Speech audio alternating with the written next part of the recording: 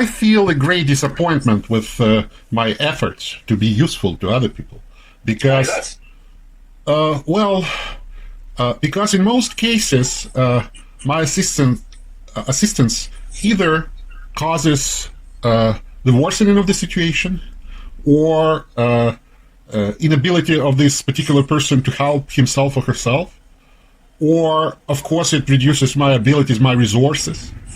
So I don't see much in actually trying to override the efforts of the society to support the livelihood of the individuals. What can I do as a particular individual? We have the social system, we have the army to protect us, the medical help, policing, and all that stuff that I cannot replace. Neither I can actually be really, really useful in any of those things. And since I have understood that the main reason why I have this urge to help others is coming from the natural inclination to help, because the nature supports those who are supportive towards some of their kin.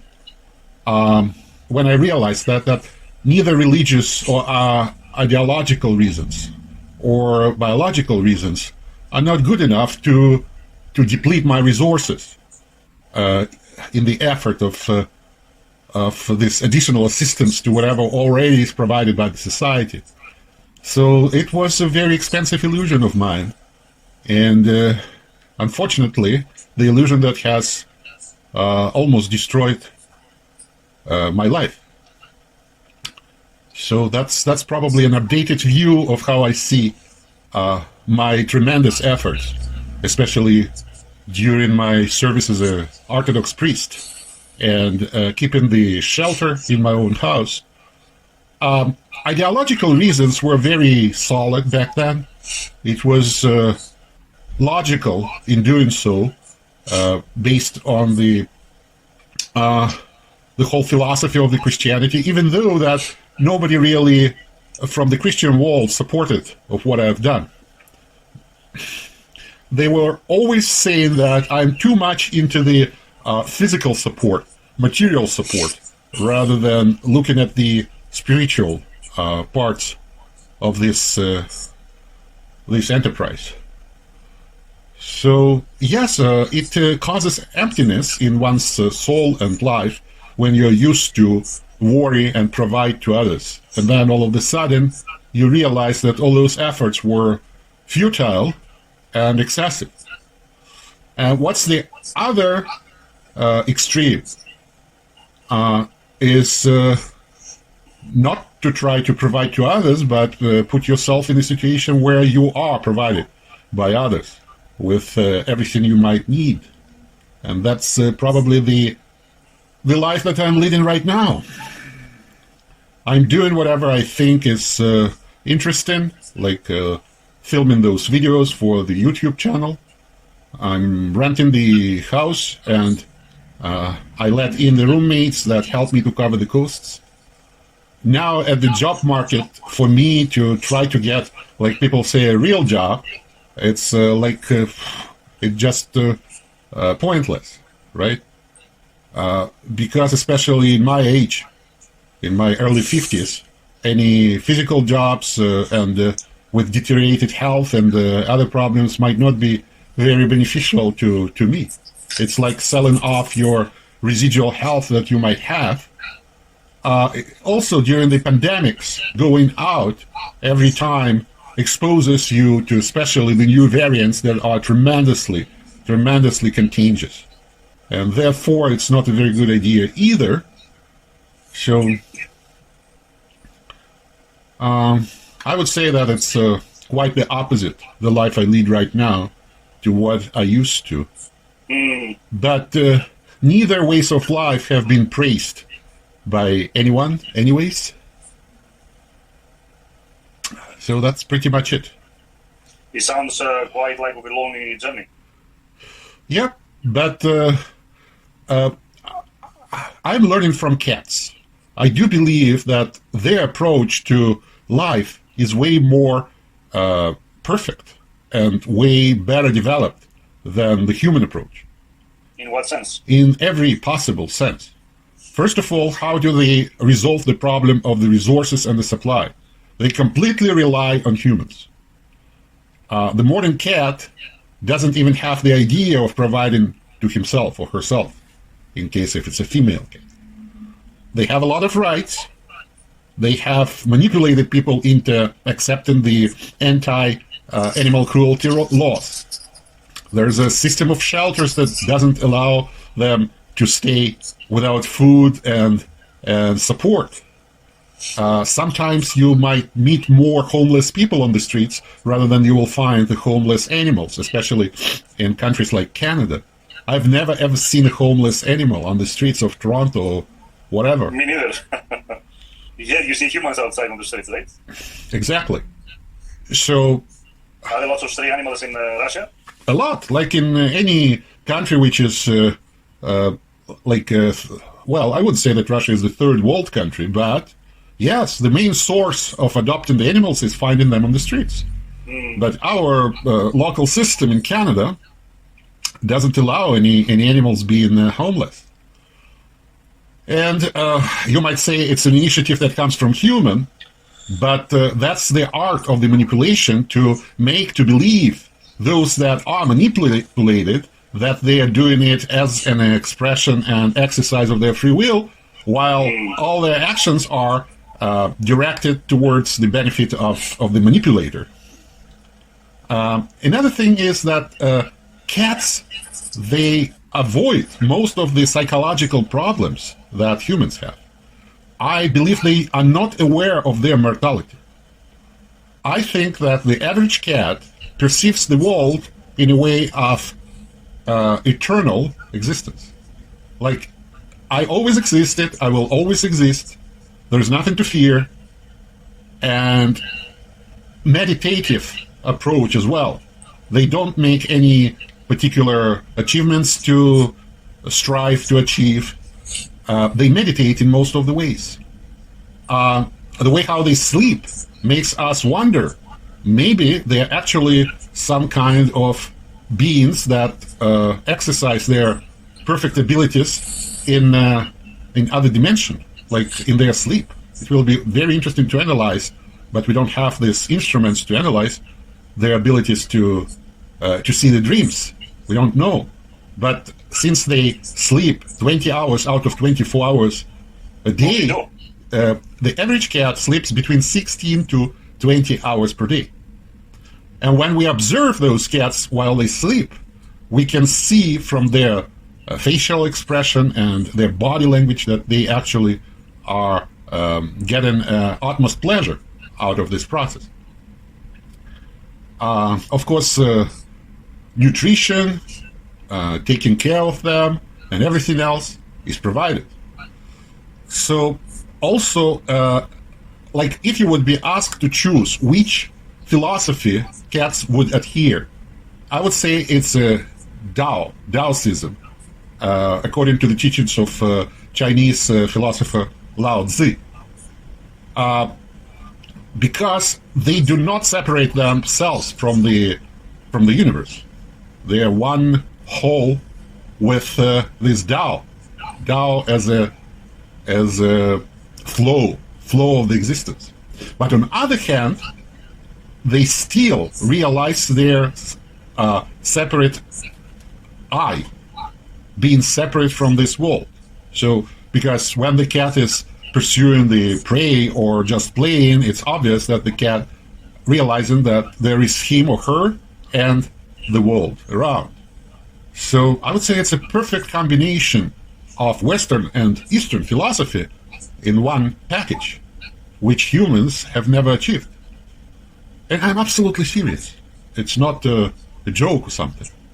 As a true researcher, I cannot ignore that there is a life form side by side with humans that obviously is way more developed and perfect. So then I need to learn from this life form.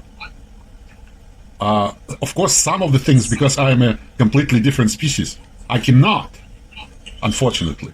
I already have been destroyed by the realization of my mortality. That's usually the poison that makes the suffering of the human being throughout their life very distinct. Because when you realize that you're mortal, nothing actually makes sense. But I dare to state that cats do not realize their mortality. It just happens when it happens.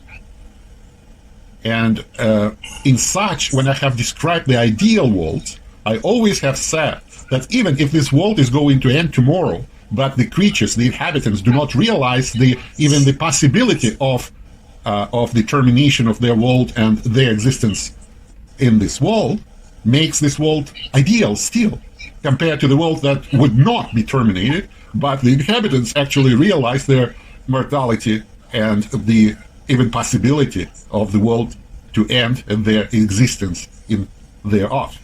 So these creatures actually have worked around the imperfection of our world. And therefore I think that this life form can be very, very promising in learning how did they actually use us as a secondary species for supply, making us attending to their needs and evolving into the species that are way happier, way more harmoniously developed than us.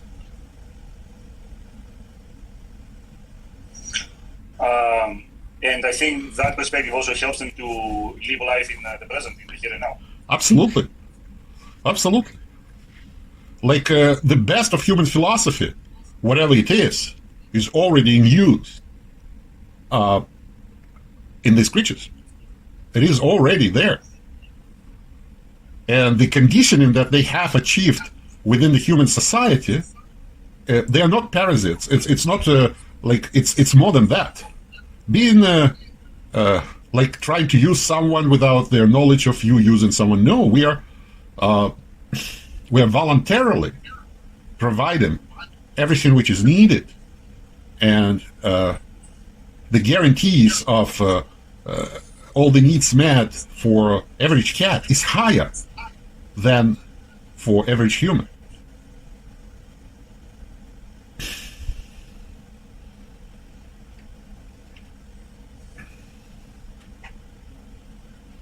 That's the grotesque reality of things, right?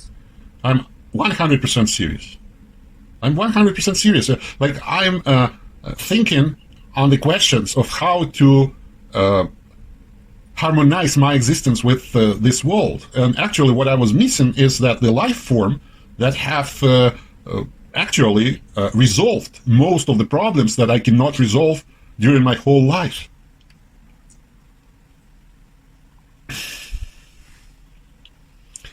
So, yeah. By the way, I do not have any cats. I want to be... I was going to ask you about that, if you have any cats. I had in the past, but now I want to be a cat to myself.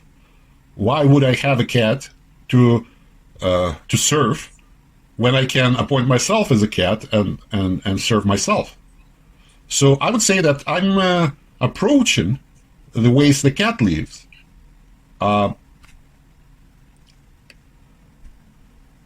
Trying to get everything I need and doing whatever I like to do.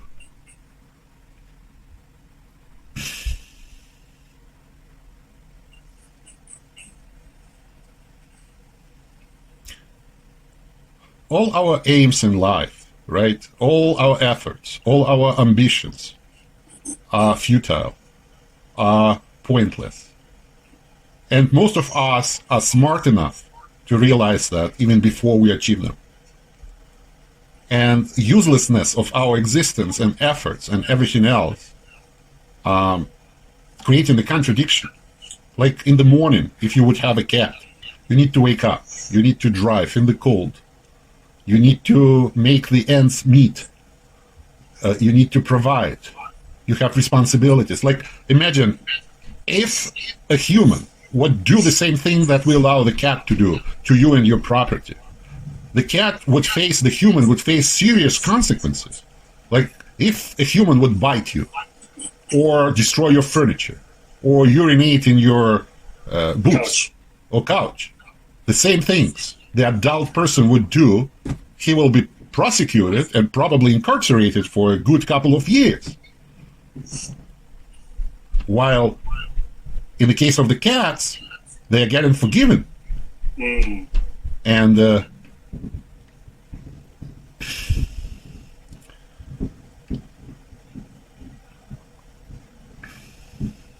it's interesting when you come to those realizations about different perspectives, right?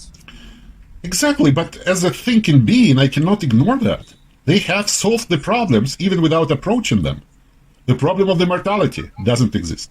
The problem of the providing to themselves resolved. The problem of too long life resolved. They live like 4 times less than humans. They don't get really, really, really old. Even the old and quite sick of a cat is still quite capable of jumping and going and doing things. So they die relatively capable of living. We don't see many cats that would be... also, the question of the euthanasia, right? The termination of life. They don't have this problem. Like, if they're getting too sick, that's all. You don't have to go to the court. Also, with the sexual desires. First of all, normally, this species, they are not expressing their sexual desires constantly, permanently like humans. They usually have special periods during the year, but most of them are getting fixed, and therefore do not have these urges at all. Which, as a matter of fact, is beneficial for those that cannot actually exercise those urges like we are.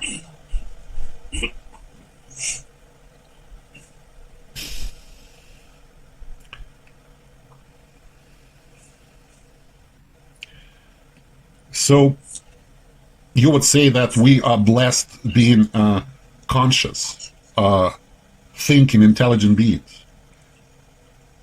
First of all, when you look at your cat, you cannot really argue that this creature is not conscious and is not quite intelligent. It came to the conclusion that there are very few things in life that are worth being done.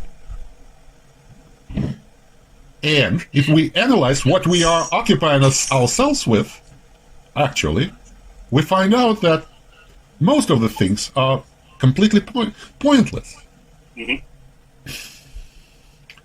Like, what are you doing right now listening to me? You can enjoy yourself somehow in other way.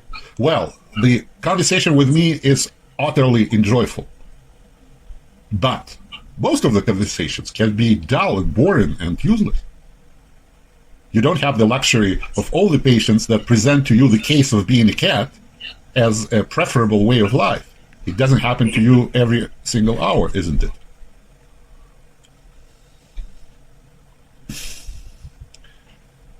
Yeah. Do you feel the same way about the dogs? No way. No. And the way how we treat them is quite different. And like Winston Churchill used to say, the dog is looking at human from down up. A cat is looking at the human from up down. And only the pig is seeing a human as an equal. That's what Winston said. Only the pig? Only the pig is seeing human as an equal.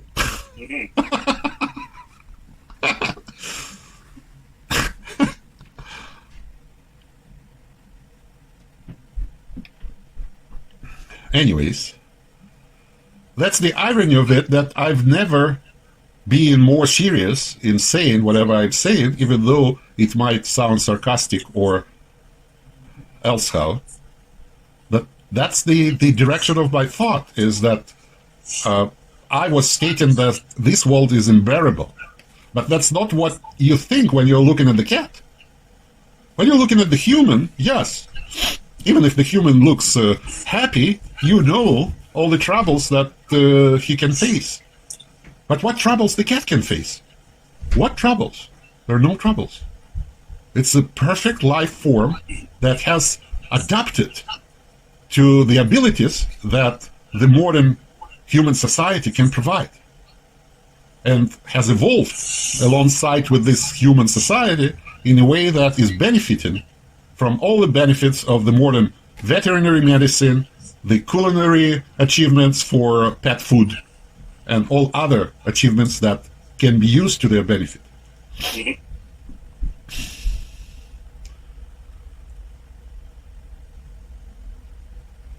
And dogs sometimes they have to work for things like, if it's a guard dog or if it's a service dog, you name it. Exactly. Can you imagine the service cat?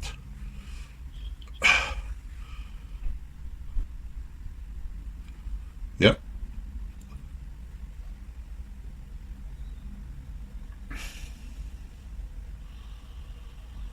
Well, that's a very interesting observation and realization, that's for sure. Yeah, and it bothers one who is trying to find the ways how to adjust himself to the world that is not very easily being adjusted to. Like, take the completely objective observer, like an alien that comes to this planet and looks at ways of our life. And about 50% of households have cats. Some of the households are too poor to have cats. There is a certain level of income which is required in order to afford having a pet.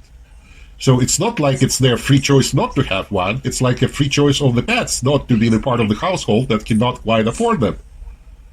So the upper class household would be described by such observer as having another life form which do not benefit by any way to the well-being of human life form, but is practically worshipped. The amount of pictures of cats in Facebook and other sources is probably higher than pictures of humans. And all the needs are met, and all the achievements of this civilization on this planet are at the disposal of the cats. Even YouTube videos. There are a lot of YouTube videos for cats. Do you know that? With birdies and mice and things for them to watch. So if someone works with things that Steve Jobs have created our iPhones and iPads for us, the observer would say that no, it was created for this life form that we have in our dwellings. Yeah. Who gets the food first? The cat gets the food first. Otherwise, he won't let you to have your food. He will be meowing and bothering. You first feed your cat, and then you can have something to eat. And sometimes the cat is getting the better quality food than you actually get.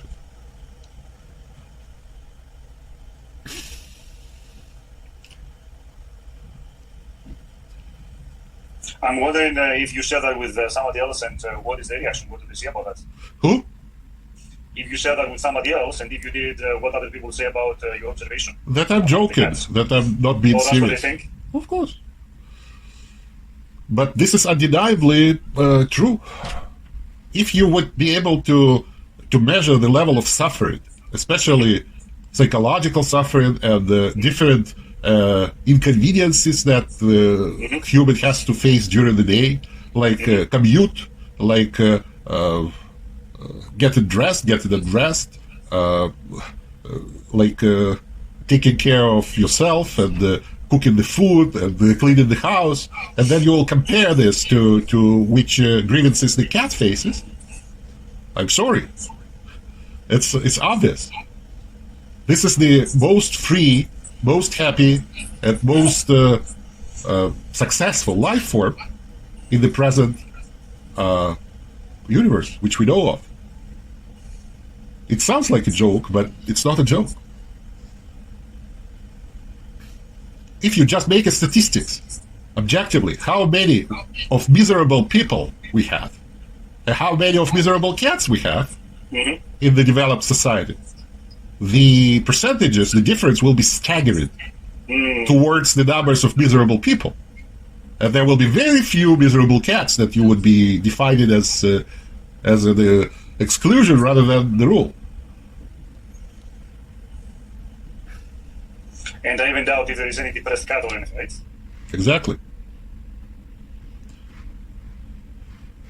So I gave you a lot of food for thought. I need to finished the day earlier. I'm very thankful for listening to me with all this seriousness. And I'll talk to you next time. So next time we'll make sure you get some extra time to cover up. All right. Thank you. Thank you. Boris, it was a pleasure. It's always pleasure. And, it's always pleasure, indeed. And intellectually and emotionally triggering, talking to you and intriguing. Thank you very much. Bye-bye. Thank you.